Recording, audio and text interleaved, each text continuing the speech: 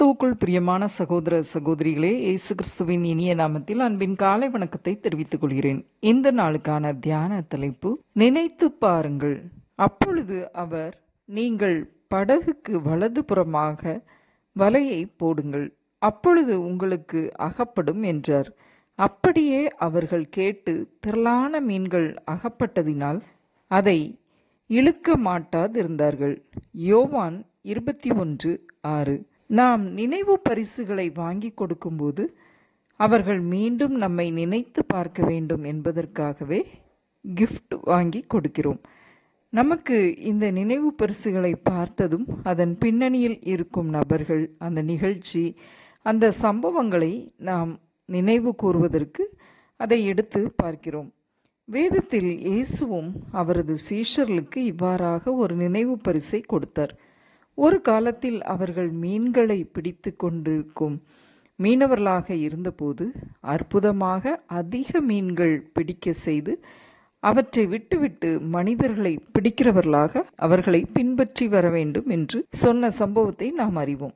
ஆனால் இயேசுவின் மரணம், உயிர்த்தெழுதல் ஆகியவற்றிற்கு பின்பு சீஷர்கள் என்ன செய்வது என்று தெளிவு இல்லாமல், நம்பிக்கை இல்லாமல், தனக்கு தெரிந்த மீன்பிடி தொழிலுக்கே மீண்டும் போகலாம் என்று பேதுரு முடிவு செய்ய மற்றவர்களும் அவரை பின்பற்றி முடிவு செய்தார்கள்.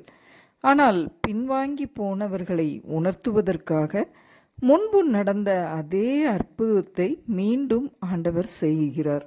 அந்த நினைவு பரிசாகிய மீன்கள் அவர்களுக்கு உணர்வை திருப்பி தந்தது. இயேசு அவர்களை கண்டிக்கவோ தண்டிக்கவோ இல்லை. மீண்டும் அவர்கள் மறக்காத அளவுக்கு ஒரு பெரிய அடையாளத்தை காட்டினார். முழுவதும் போராடியும் கிடைக்காத மீன்களை இயேசுவின் சொற்படி வலதுபுறமாய் போட்டபோது அதிக மீன்களை பிடித்தார்கள்.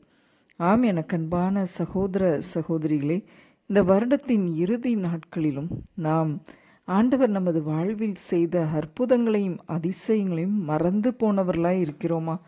ஆண்டவர் நம்மை தண்டியாமல் கண்டியாமல் மீண்டும் நமது வாழ்க்கையில் அற்புதங்களையும் அடையாளங்களையும் நாம் நினைவு கூறத்தக்கதாய் ஆண்டவர் நம்மை அதிசய பிரகாரமாக வழிநடத்தி செல்கிறார். நாம் அந்த அற்புதத்தை இயேசு நமக்கு உணர்த்தும் போது நாம் நன்றியோடு அதை நினைத்து பார்க்கிறவர்களாய், நன்றி அறிதல் உள்ளவர்களாய் இருப்பதற்கு ஆண்டவர் நம்மிடம் எதிர்பார்க்கிறார். அவர் மென்மையாகவே நம்மிடம் உணர்த்துகிறார். அவரது கோபத்திற்கு முன்பாக நாம் நிற்க முடியாது என்பதனால் அவர் நம்மை அன்போடும் ஆதரவோடும் அதே விதமான அற்புதங்களை நம் வாழ்க்கையில் ஆதியில் கொண்டிருந்த அன்பை நம் மீது மீண்டுமாய் ஆண்டவர் நம் மீது செலுத்துகிறதை நாம் அறிகிறோம். ஆகவே நினைத்து பார்க்க நாம் கற்றுக்கொள்வோம். இந்த வருட இறுதி நாட்களிலும் இந்த ஆண்டு முழுவதும் 12 மாதங்களாக ஆண்டவர் நமக்கு செய்த நன்மைகளை நினைவு கூறுவோம். ஞாபக சக்திக்கு மருந்து இயேசுவின் அற்புதங்களே.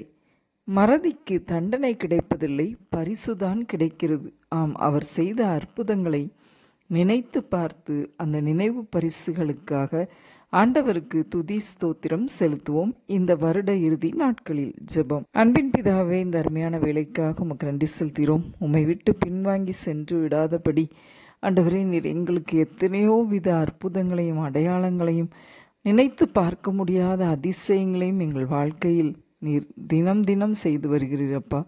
ஆனால் நாங்கள் நன்றி மறைந்து பின்வாங்கி போன பேதுருவை போல பழைய தொழிலுக்கு அவர் சென்றது போல காணப்பட்டாலும் அதிலும் ஒரு அடையாளத்தை காட்டுகிற தேவன், எங்கள் ஒவ்வொருவருக்கும் அந்த நல்ல உணர்வை தந்தரலும் உணர்த்தியர்களும் நினைவு கூறத்தக்கதாய் நீர் கொடுத்த பரிசுகளை மீண்டும் நினைத்து ஞாபக சக்தியோடு நாங்கள் உமக்கு நன்றி செலுத்த எங்களுக்கு கிருபை செய்தரலும்.